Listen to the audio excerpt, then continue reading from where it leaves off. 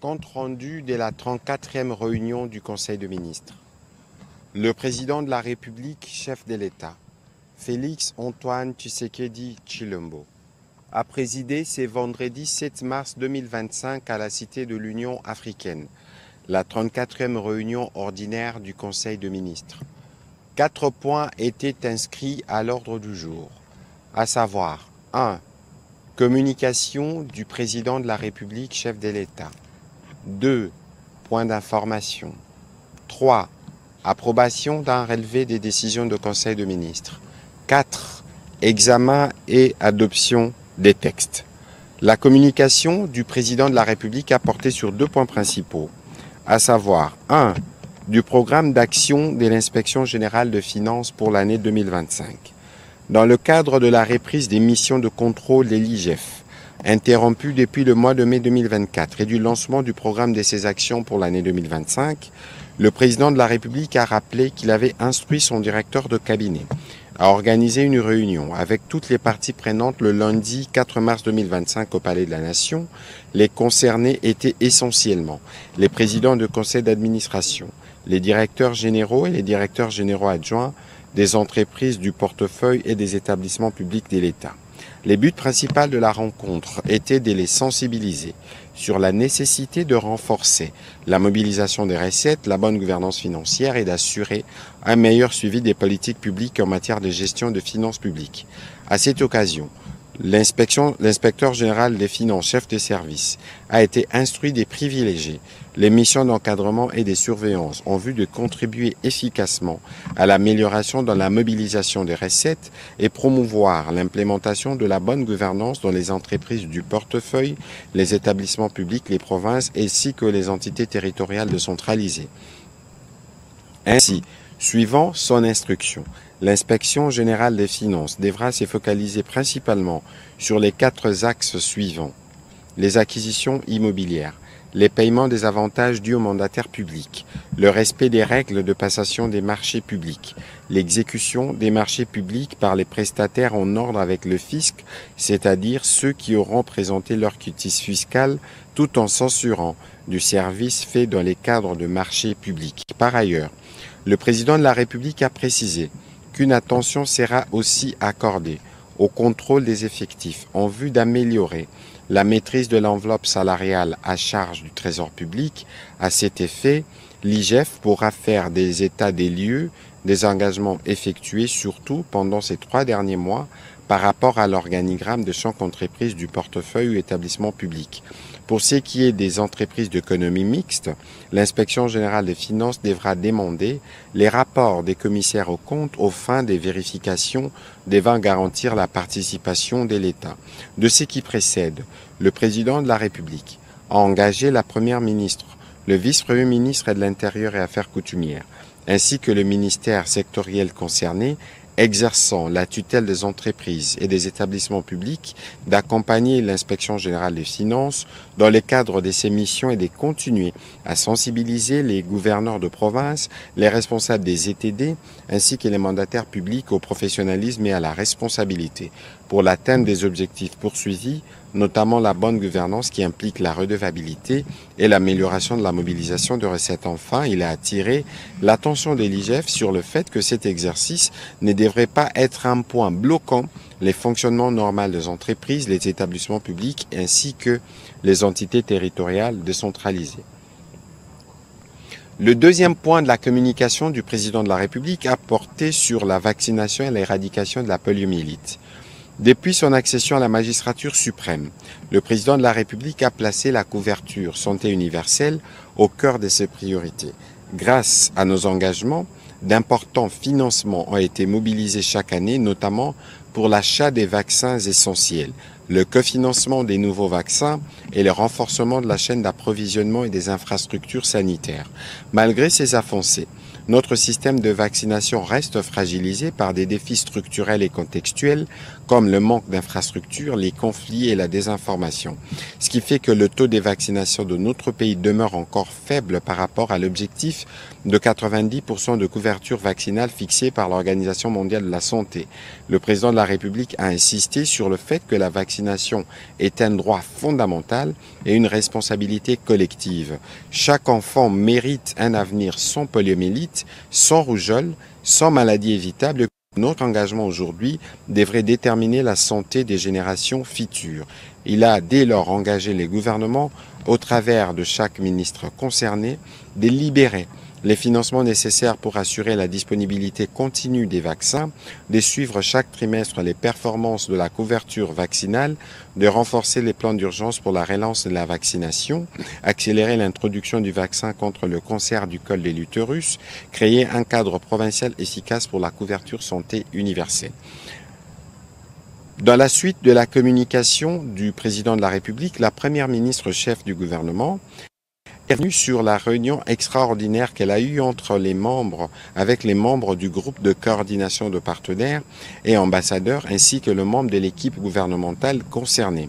À la suite des rencontres qu'elle a précédemment eues avec Mme Bintou Keïta, représentante spéciale du secrétaire général des Nations Unies, et de son adjoint Bruno Le Marquis, coordonnateur des opérations humanitaires.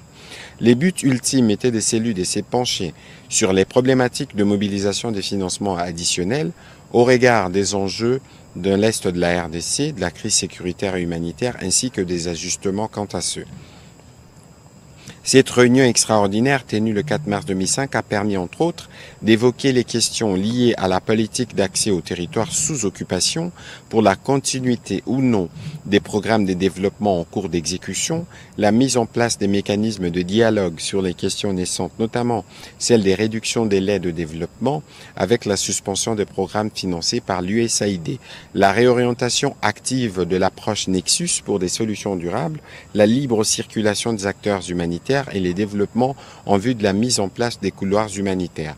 Les vice-premiers ministres de l'Intérieur, celui du plan de la coordination des aides de développement, celui des finances, de droits humains, ainsi que celle des affaires sociales, ont fait partie de l'équipe gouvernementale qui a pris part à ces assises. À chaque point soulevé, des pistes, des solutions ont été évoquées. Sur un autre chapitre, la Première ministre a évoqué la nécessité d'accélérer les travaux du programme de développement local de 145 territoires en vue de promouvoir l'émergence des territoires et d'améliorer les conditions de vie de nos populations conformément à la vision du président de la République. La finalisation des travaux de la première phase devrait s'accompagner de la réactualisation des études pour la deuxième phase qui concerne les routes et dessertes agricoles. À cet effet, des instructions claires ont été données au vice-premier ministre, ministre du Plan, au ministre d'État budget et infrastructure ainsi qu'au ministre des Finances en interaction avec les 3 agences d'exécution. Au deuxième chapitre du Conseil de ministres de ce jour, relatif au point d'information, le vice-premier ministre, ministre de l'Intérieur, a présenté au Conseil le rapport sur l'État et l'administration du territoire. Cette semaine, l'esprit de la population a été marqué par la satisfaction suite à la poursuite des condamnations internationales, mais surtout des sanctions contre le Rwanda, particulièrement celles de l'Allemagne, du Canada, ainsi que l'attitude des clubs de football qui menacent de rompre leur partenariat. Sur un autre volet, le vice-premier ministre, ministre de l'Intérieur, a informé le Conseil de son instruction permettant aux autorités provinciales du Sud Kivu de procéder à l'installation des institutions de la province dans la ville d'Uvira. Il a également évoqué ses échanges avec le secrétaire général de la SENCO suite aux conséquences à tirer du communiqué concernant la stigmatisation de Swahiliphone. Dans les mêmes ordres d'idées, il a rencontré le secrétaire permanent du PPRD avec qui il a échangé notamment autour des actions clandestines que mènerait leur parti. Il a rappelé à l'un comme à l'autre la nécessité de respecter scrupuleusement les lois en vigueur en République démocratique du Congo. Au sujet de la criminalité urbaine, le vice-premier ministre a soutenu que l'opération Ndobo continue de récolter des résultats encourageants à travers le pays.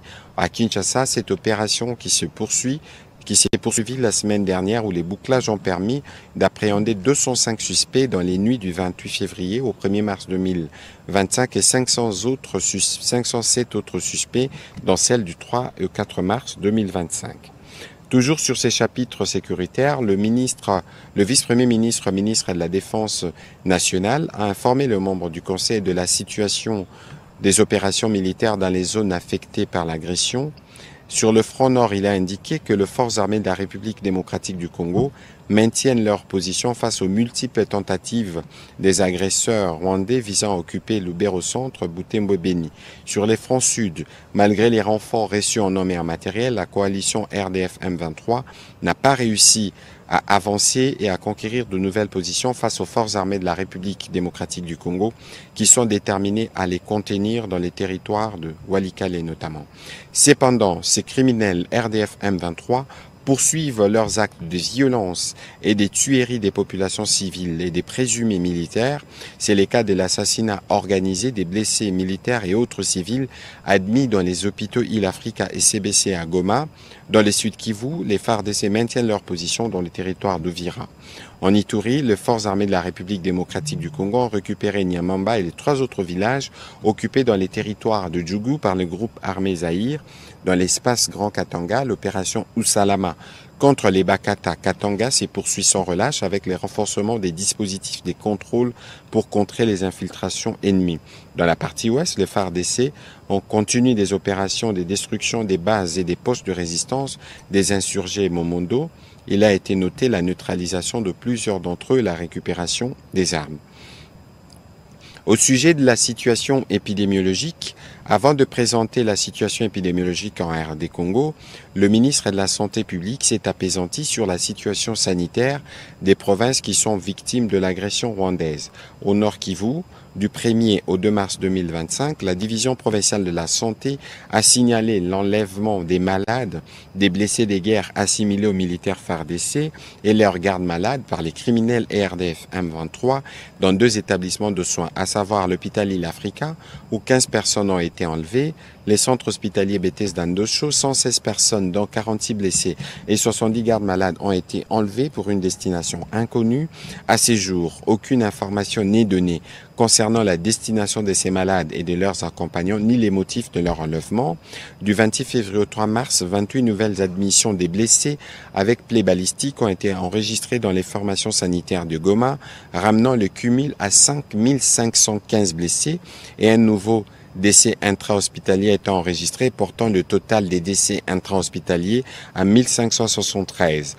Au cours de cette semaine, 137 cas suspects des Mpox, dont 33 cas confirmés, ont été enregistrés du début de l'année 2025 jusqu'à la 8e semaine épidémiologique. Les cumuls est de 6545 cas suspects, dont 1583 cas confirmés et 5 décès. Au Sud Kivu, du 28 février au 3 mars, 13 nouvelles admissions des blessés avec plaies balistiques ont été enregistrées, dont 2 graves à l'hôpital provincial de Bukavu et 10 blessés à l'hôpital de Kanyola, portant le cumul à 1143 blessés et aucun nouveau décès intra-hospitalier n'a été enregistré.